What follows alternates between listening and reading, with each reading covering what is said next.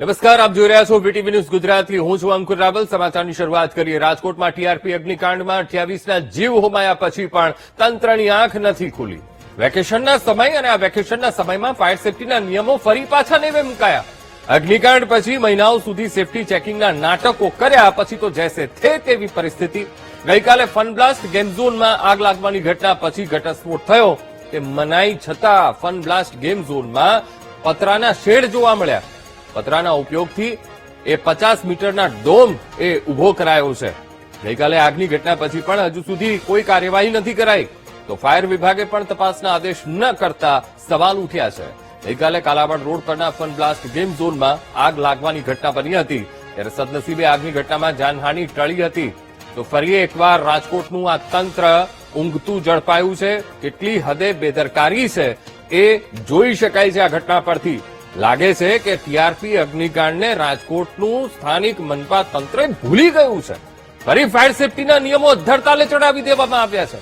જ્યારે ઘટના બને ત્યારે માત્ર ને માત્ર તપાસના નાટકો કરીને આખી એ ઘટનાને છૂટી મૂકી દેવાય છે. તો આ રીતે સંવાદદાતા ભાવેશ આપણી સાથે લાઈવ જોડાઈ ગયા છે. ભાવેશ, લાગે છે કે રાજકોટ મનપા તંત્ર બેદરકારીની કેટલી હદ હોય એ દેખાડી રહ્યું છે આ ઘટના પરથી, અને લાગે છે કે હજુ આ જે ટીઆરપી ગેમ ઝોન થયો, કેટલાય લોકોના જીવ ગયા, એમાંથી હજુ તંત્રે કોઈ શીખ નથી લીધી. ભાવેશ,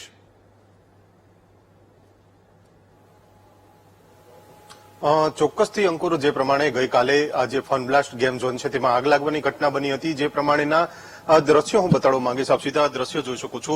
આ એ જ સ્થળ છે જ્યાં શોર્ટ સર્કિટ થયું હતું ને તેના જ કારણે અહીંયા જે આગની ઘટના બની હતી, પરંતુ તંત્ર દ્વારા હજુ સુધી આ મામલે કોઈ પણ પ્રકારની કાર્યવાહી છે તે કરી નથી. માત્ર ને માત્ર તપાસનું નાટક છે તે કરવામાં આવે છે.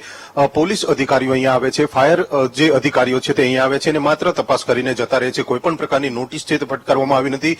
આપ સીધા દ્રશ્યો જોઈ શકો છો. આ આખું ડોમ છે તે પતરાનું ડોમ બનાવવામાં આવ્યું છે, એટલે કે ટીઆરપી ગેમ ઝોનમાં પણ આ જ પ્રકારે પતરાનું ડોમ બનાવવામાં આવ્યું હતું અને તેના જ કારણે 27 લોકોના મોત છે તે ગયા હતા. જીવતા 27 લોકો છે તે ભૂજાઈ ગયા હતા અને આ પ્રકારની ઘટના છે તે ફરી એક વખત ન બને તે માટે તંત્ર દ્વારા પણ કઈ કાર્યવાહી, નક્કર કાર્યવાહી છે તે કરવામાં ન આવી હોય તે પ્રકારે હવે આ જે ગેમ ઝોન છે ત્યાં આજે કહી શકાય છે કે પતરાના શેડ આખા જોવા મળી રહ્યા છે. આપ સીધા દ્રશ્યો જોઈ શકો છો. અંદરનો આ ગેમ ઝોનનો અંદરનું આ દ્રશ્ય છે, ઉપરની સાઈડનું આ દ્રશ્ય છે. સાથે સાથે આખો જે ડોમ બનાવવામાં આવ્યો છે તે પતરાનો ડોમ છે, એટલે કે સવાલ તો અનેક ઉભા થઈ રહ્યા છે. અલગ અલગ આ ગેમ છે તે અહીંયા બાળકો રમતા હોય છે, મોટા સહિતના લોકો છે તે અલગ અલગ ગેમ્સ રમતા હોય છે, પરંતુ જે પ્રમાણેની ઘટના બની છે ત્યારબાદ આ જે ગેમ ઝોન છે તે બંધ રાખવામાં આવ્યો છે, એટલે કે જે સંચાલકો છે તેમના દ્વારા બંધ રાખવામાં આવ્યું છે. પરંતુ જે તંત્ર દ્વારા હજુ સુધી આ મામલે કોઈ પણ પ્રકારની કાર્યવાહી કરવામાં નથી આવી, તે સૌથી મોટો સવાલ છે. કારણ કે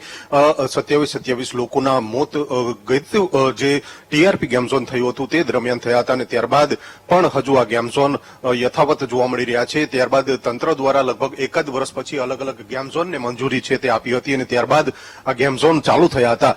રાજકોટના કાલાવડ રોડ ઉપર આ ફનબ્લાસ્ટ ગેમ ઝોન આવેલું છે અને આ ગેમ ઝોનના જ આ દ્રશ્યો છે. અલગ અલગ અંદર અલગ અલગ ગેમ્સ છે તે રાખવામાં આવતી હોય છે અને ત્યારબાદ જે આપ સીધા દ્રશ્યો જોઈ શકો છો, આખું પતરાનું ડોમ છે તે ઉભું કરવામાં આવ્યું છે. એટલે કે જે આગ લાગવાની ઘટના બની ત્યારે જે સ્પાર્ક થતો હતો, એટલે કે જે વાયરમાં શોર્ટ સર્કિટ થતું હોય તેવું સંચાલકોનું માનવું છે અને ત્યારબાદ આ પ્રકારની ઘટના બની હતી. પરંતુ ફાયર ઇક્વિપમેન્ટ હતા, એટલે કે કોઈ મોટી જે કહી શકાય છે કે જાનહાનિ થઈ નહોતી. પરંતુ આપ સીધા દ્રશ્યો જોઈ શકો છો. આખે આખું આ પતરાનું શેડ છે.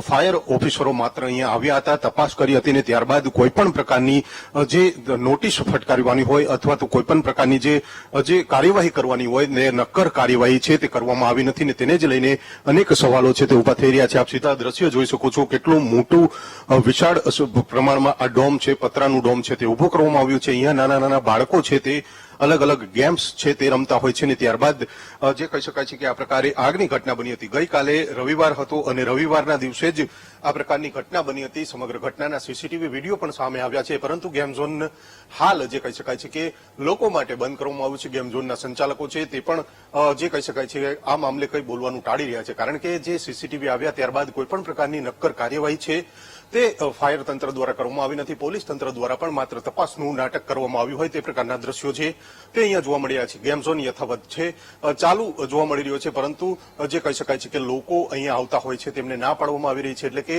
જે કાર્યવાહી કેમ હજુ સુધી કેમ નથી કરી તે સૌથી મોટો હાલ તો સવાલ ઉભો થઈ રહ્યો છે. જી અંકુર. જી બિલકુલ ભાવેશ, સમગ્ર માહિતી સાથે જોડાવા બદલ આપનો આભાર.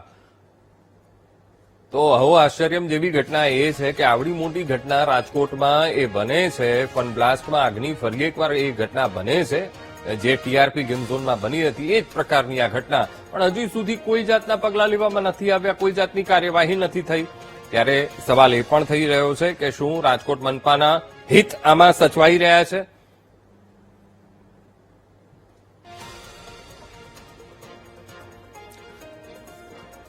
તો આજ મુદ્દે આપણી સાથે રાજકોટ મનપાના ફાયર ઓફિસર અમિત દવે આપણી સાથે જોડાઈ ગયા છે. દવે સાહેબ, ટીઆરપી ગેમ ઝોન, શું રાજકોટ મનપા અને રાજકોટનું ફાયર વિભાગ એ ટીઆરપી ગેમ ઝોન એ અગ્નિકાંડ 28 જિંદગીઓ હોમાઈ ગઈ એ દવે સાહેબ ભૂલી ગયા છો? હેલો. હા દવે સાહેબ. હાજી.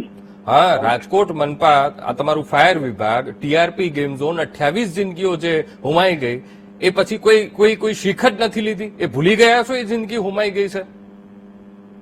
એટલે આ કાલનો બનાવ જે બન્યો છે ને, હા, એ સંદર્ભે વાત કરીએ તો એની જ વાત છે દવે સાહેબ. તંત્ર શા માટે શીખ નથી લીધી?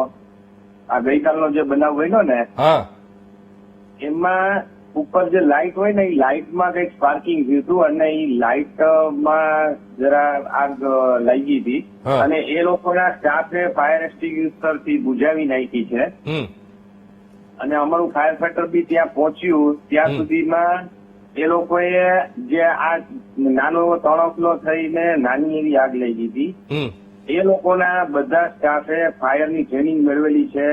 અમે લોકો બી એમને ડેમોન્સ્ટ્રેશન ટ્રેનિંગ આપેલી છે અને એ લોકોએ 1 થી 2 મિનિટની અંદર આગ બુઝાવી નાખેલી છે. અચ્છા, હવે દવે સાહેબ અને એ ત્યાં બધી જ એક્ઝિટો હા ગેમ ઝોનની બધી એક્ઝિટ ખુલ્લી જ હતી. બધા લોકો બહાર નીકળી ગયા છે. નાની એવી આગ લાગી હતી, તરત જ કંટ્રોલ થઈ ગઈ છે. મોટું સ્વરૂપ નથી થયું, એ બધા માટે સારું છે.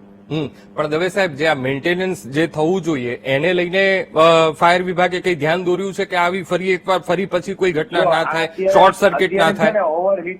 ઓવરહીટિંગ તાપ વધારે પડે છે, અત્યારે ટેમ્પરેચર વધારે રહે છે, એટલે એના લીધે કદાચ લાઇટની અંદર કોઈ સ્પાર્કિંગ થયું છે.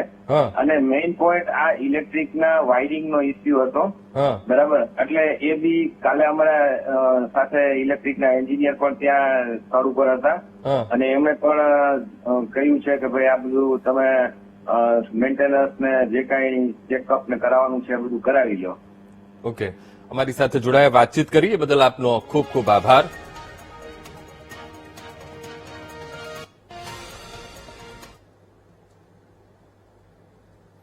તો હવે આગળ જોઈએ સ્થાનિક સ્વરાજ્યની ચૂંટણીનો મહાજંગ.